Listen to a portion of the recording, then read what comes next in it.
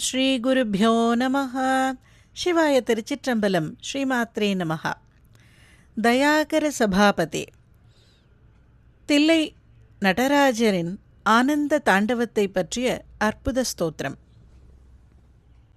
தயாகர சபாபதே தவ து பில்வ பத்ராதிபிஹ சமர்ச்ய பத பங்கஜம் சுலபமேவ கைவல்யதம் கதாஹமபவந்தியோ விஷயலம் பட்டோஜ்ஞः கதம் சிதம்பர மகாநடம் ஹிருதி விசிந்தயே சந்ததம்.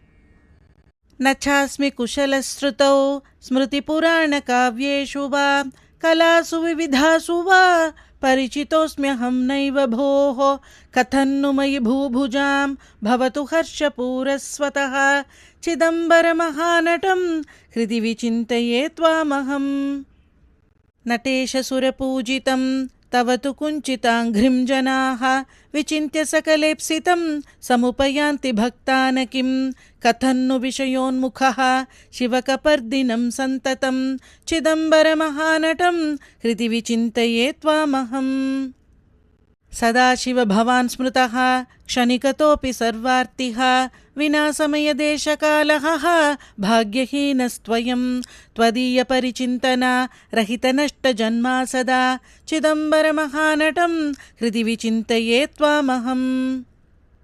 त्वमेव जनको मम त्वमसि मे प्रसूरुन्मनाः त्वमेव सुहृदुत्तमः त्वमसि सूनुदारादयः. भवन्तमकजाधिप त्रिदश सार्वभौमत्वहं चिदम्बरमहानटं हृदि विचिन्तये सन्ततम्.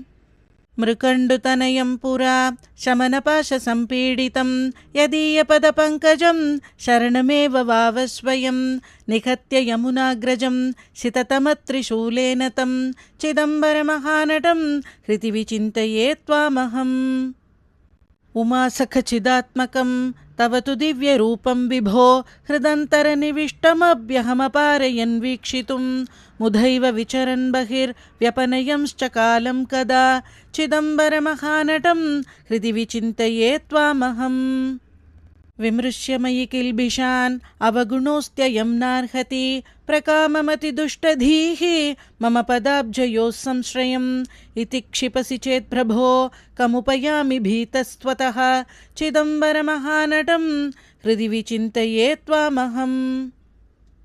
जनाः कतिकतित्रिगो सकलवेदसारात्मकं पुरातनजनुःकृतैः सुकृतसञ्चयैस्त्वां किल समर्च्य कृतिनो न किं. दुरितकृत् कथं त्वामहं चिदम्बरमहानटं हृदि विचिन्तये सन्ततम्.